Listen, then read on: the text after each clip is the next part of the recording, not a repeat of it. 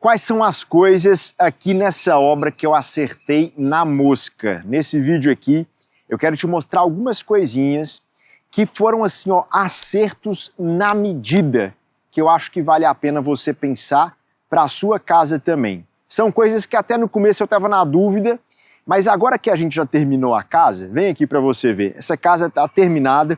Nos próximos dias eu vou fazer um tour completo, ambiente por ambiente, falando fornecedores, falando o que eu usei. Mas por enquanto nesse vídeo aqui eu vou só comentar acertos muito bons dessa obra aqui, que vale a pena você pensar na sua casa também. Vamos nessa? Olha só, um baita acerto nessa casa aqui é que a gente não vê vizinho, hora nenhuma, né? Olha aqui, ó. Percebe que a proximidade com o vizinho, essa proximidade com o vizinho, ela nem sempre é desejável, né? Mas fazer o quê? A gente está num condomínio que os lotes não são tão gigantescos e a gente não pode se dar ao luxo de ficar tão longe do vizinho. Olha aqui para você ver aqui a distância, ó. A gente está do vizinho aproximadamente, ó, algo aqui como talvez, ó, uns 4 metros. É 2 metros de afastamento para um lado e para o outro. Agora, o que eu estou querendo dizer, eu não sei se você consegue ver daí, mas nessa fachada aqui não tem janela. Tem uma janelinha ali pequenininha do banheiro. A mesma coisa serve para a fachada de lá. Então isso foi um baita acerto dos arquitetos, que é o quê? Tem vizinho colado de um lado, vizinho colado do outro. A casa ela é fechada assim, ó, nas laterais. Então as únicas janelas que existem é isso aqui que é a frente. Bom, que a gente não tem vizinho nessa frente, então ela é toda vazada para cá, inclusive aquelas ripas ali em cima é tudo vazado também, né? E vazado para os fundos. Chega aí, ó, de maneira que quando você entra aqui, olha o que acontece, você tem uma tela gigante lá, e aí lá você não tem vizinho mesmo, né? Então, isso foi muito bem pensado pela galera da arquitetura, tem que dar os créditos para eles. E aqui, o meu acerto aqui, que fez assim, ó, que aí fechou, foi um baita acerto, fechou muito com essa estratégia dos arquitetos, foi a escolha do terreno, que eu peguei um terreno que tivesse vista definitiva. Então, primeiro ponto de acerto aqui nessa casa foi essa privacidade.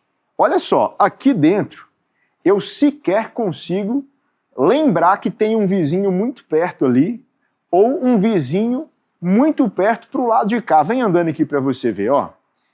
Você chega aqui nesse ponto aqui, ó, parece que você está no meio do absoluto nada, percebe? É muita privacidade, ó. Tô defendido completamente da visão dos vizinhos. Baita ponto de acerto aqui. E eu acho que cada vez mais a gente tem que se preocupar com isso. Os espaços urbanos estão ficando apertados, né? Com, sei lá, casas muito amontoadas aí, né? Foi um baita ponto de acerto. Vamos pensar no próximo. Segundo ponto de acerto aqui foi esse espaço completamente livre, sem nenhuma parede, nenhuma coluna, nenhum pilar. Eu chamo isso aqui de área social. Você tem aqui a área de TV, né? Que é para lá, isso aqui é sala mesmo, uma sala bem ampla. Isso aqui, ó, é a área de estação de trabalho de cozinha, área de jantar e aqui espaço gourmet. É um pouquinho difícil de você visualizar porque esse espaço gourmet, ele tá sem mobiliário ainda, né? Mas a ideia aqui é uma mesinha, a churrasqueira tá ali, aí aqui tem umas chaises, né, umas poltronas que podem tomar chuva, mas isso me dá, ó, eu vou caminhar por toda a área livre, ó. Isso me dá uma área livre, eu vou conversando com você e caminhando, ó. Eu tenho toda uma área integrada de praticamente aqui, ó, 200 metros quadrados, ó. Isso aqui tudo, ó, sem nenhuma parede. É um baita de um acerto, porque aqui, ó, percebe? Não tem nada, nenhuma obstrução. E quando a gente faz cozinha unificada com espaço gourmet, toda a minha instalação elétrica, hidráulica e etc. estão nessa parede aqui. Então, quando você faz um gourmet muito afastado da cozinha, você está literalmente construindo 2 cozinhas. E aí você vai ter 2 ilhas, 2 fogões, 2 elétricas, 2 hidráulicas, 2 sistemas de exaustão. O gourmet, né, nada mais é do que uma cozinha. E aqui, ó, a gente fez junto, perfeito? Gourmet e cozinha. Isso foi um baita acerto, porque essa casa aqui ficou muito aberta lá para aquela área de vista lá. Então eu tenho aqui um espação. Eu recebi aqui outro dia, a gente fez uma festa aqui, um evento presencial para construtores, arquitetos, né? E tinha aqui 30 e poucas pessoas. Deu de boa, ficou bem espalhadinho, né? Então a casa ela consegue, por essa amplitude aí, né, abrigar um volume interessante de pessoas. Se é muito diferente, ó, o condomínio aqui, ele é cheio de outras casas. E aí eu fico vendo que muitas das vezes essa parte social ela é muito compartimentada. Então você tem uma saleta, você tem uma cozinheta, você tem um espaço gourmet, você tem um negócio, aí aqui no meio você tem um treco, outro treco, e quando você vê, não tem essa abertura, né? Fechou? Então, na minha opinião, esse foi um baita acerto da configuração dessa casa. O terceiro acerto dessa casa aqui foi uma coisa que eu fiquei muito na dúvida, que é sobre o tipo de madeira da marcenaria, né? A gente escolheu essa madeira aqui e ela tá aqui permeando, né, a casa inteira. Olha só, qual era a dúvida que eu fiquei? Isso aqui é um padrão de marcenaria muito mais barato do que o que a gente usou. A gente usou esse padrão de marcenaria aqui. E isso é interessante de falar, né? Olha só, isso aqui é um MDF, tá? O MDF comunzão, você vai ver isso aqui, todo mundo usando esse negócio aqui, que é esse MDF. Esse aqui, ó, que é o que a gente usou, é uma lâmina de madeira, tá? Então isso aqui é literalmente uma casca de uma árvore que foi descascada até extrair lâminas fininhas, e aí o marceneiro vem, ó, colando essas lâminas de árvore aqui. Então isso aqui é madeira natural no acabamento, enquanto que isso aqui é sintético, né? Isso aqui foi feito numa fábrica. Esses veios aqui, ó, é tipo uma impressão 3D. Isso aqui é o MDF comum. E o preço desse para esse aqui varia bastante. Eu já falei disso aqui no canal, algumas vezes inclusive. Só que aí eu tava num medo danado de fazer essa opção e pagar um tanto a mais pela lâmina natural. Só que depois que ficou pronto, e você olhando aqui, cara, não tem como imaginar isso aqui no MDF. Olha só, por exemplo, essa parte aqui, ó, que é a parte aqui da cozinha, né? Enfim, isso aqui no MDF seria outro padrão estético completamente inferior. Ia ser um downgrade absurdo. Eu ia tirar aqui do contrato de marcenaria uns 100 mil. Então na casa inteira ela é toda feita com lâmina natural, a casa inteira, perfeito? Quartos, cozinha, corredor. Aonde tem marcenaria nessa casa é só lâmina natural. E se eu fosse pro MDF comunzão, ficaria 100 mil reais mais barato.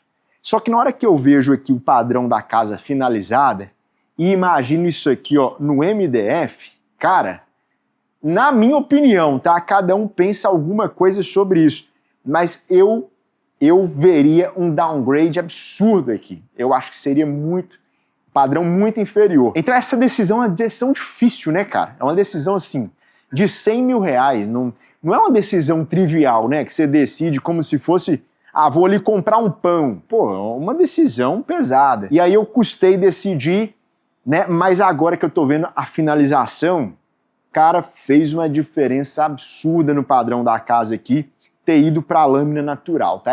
É bom, né? Na hora que você faz uma escolha assim, que você fica satisfeito.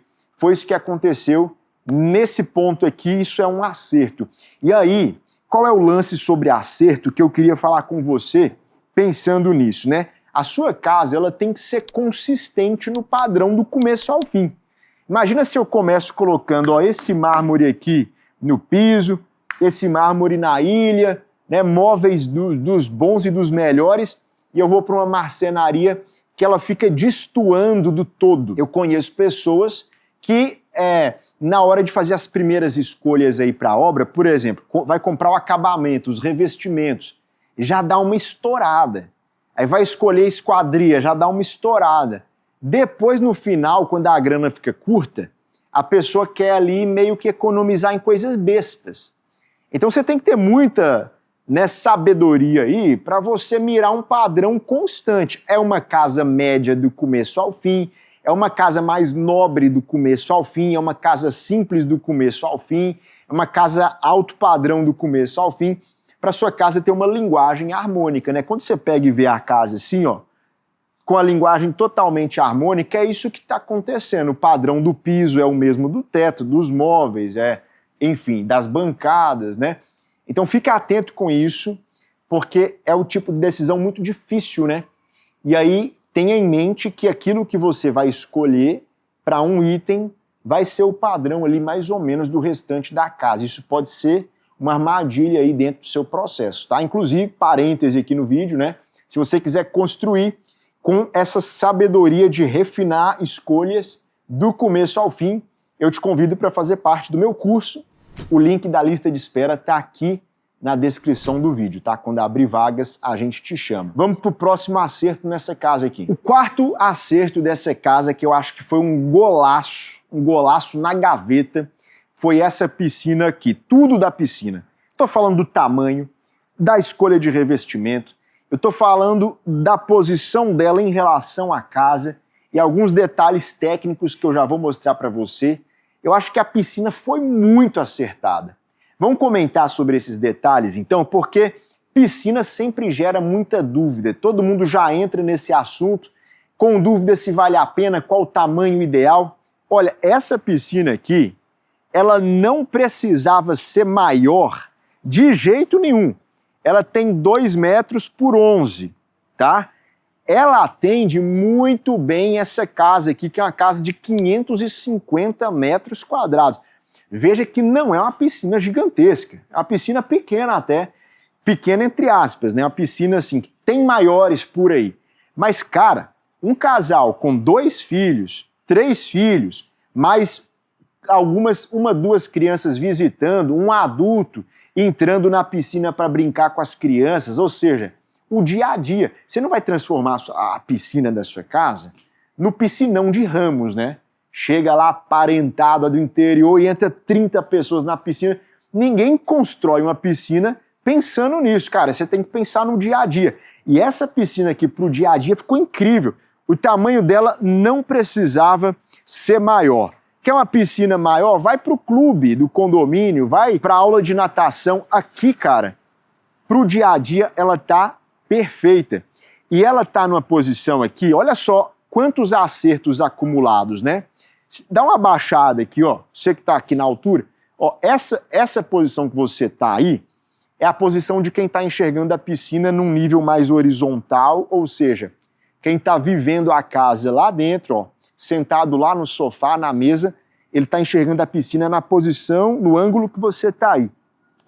Percebe que a cor verde dela emenda com a mata lá no fundo, ó? Então a piscina não tem quebra visual com o horizonte, tá? Então por isso que eu escolhi aqui um revestimento verde e não um revestimento azul. Se o meu horizonte fosse o céu, então para fazer essa conexão visual eu tinha escolhido uma piscina azul. Aqui é verde para puxar essa mata lá. E olha, a gente está num momento agora de chuva, não sei se você está percebendo, o vídeo deve estar até talvez um pouquinho mais escuro porque está chovendo, mas essa piscina ela está quente, ó. Então essa é uma piscina que ela está sempre quente. Essa é uma das vantagens de você fazer a piscina um pouco mais reduzida, não tão gigantesca, que você consegue manter o aquecimento da água, né? E essa pedra sabão que eu usei aqui como revestimento, ela é uma pedra que também ajuda a prender o aquecimento na piscina. Olha que doideira, né? Ela é uma pedra térmica. Agora, no projeto, essa piscina era quase que um grande tanque. Ela era a caixa dela inteiriça. E eu virei para o arquiteto e falei assim, cara, a gente precisa de uma prainha, que é essa parte aqui, que é uma parte mais rasa, ó. Essa parte aqui da prainha, ela tá a uns 30 centímetros de profundidade só. Por quê, gente? Isso aqui é um acerto. Criança pequena gosta de brincar aqui, não tem segurança para brincar para lá. Se a sua piscina não tem esse pedaço aqui, Você está construindo uma piscina para crianças que não podem brincar sozinhas. Crianças de 5, 6, 7 anos para cima.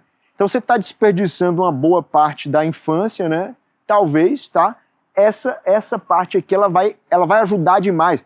Para um idoso, ou até uma criança mesmo, usar a piscina, ele vai fazer esse caminho, ó. Entrou no rasinho, pisou no degrau, usou a parte funda. Tem um caminho aqui. Nem todo mundo gosta de vir cá e dar aquele pulão, né? E aí, se você está lá dentro e ela é funda, inteiramente funda, você só consegue sair nesse movimento aqui, que é um movimento bem ruim de fazer, ó. Mete a mão e sai, né? Então assim, se você tem esses níveis dentro da piscina, isso é um acerto. É uma piscina com vários níveis, né? Você precisa, claro, de um certo tamanho para comportar isso. Então esses níveis aqui, inclusive, me eliminam aquela escadinha de clube, sabe? Aquela escadinha que tem 2 barras que fazem assim. Cara, você não vai construir e botar isso na sua casa. Imagina aquela escadinha de clube bem aqui. Meu, não tem nada a ver. Perfeito? Então, tamanho de piscina, aquecimento, revestimento, níveis, isso tudo foi um grande acerto aqui. Essa piscina foi um gol de placa nessa casa aqui, muito justinha na medida para o contexto da casa. Olha só que coisa, essa aqui é uma casa para venda, então eu elevei o padrão dela, mesmo sendo para venda, não fiquei com medo de caprichar. Então a gente investiu mesmo em revestimentos, em tecnologia, em soluções. Isso também foi um acerto geral dessa casa aqui. Porque hoje eu percebo que a gente acabou de começar a trabalhar a venda da casa e ela já está destoando das outras casas para venda na região. Então, vale a pena, cara, você fazer as coisas muito, muito caprichadas mesmo, tá? O que você achou desse vídeo? Qual desses pontos aqui você acha que tem lugar aí no seu projeto? O que é que eu falei nesse vídeo que clicou na sua cabeça? Me fala aqui nos comentários e a gente se vê no próximo vídeo.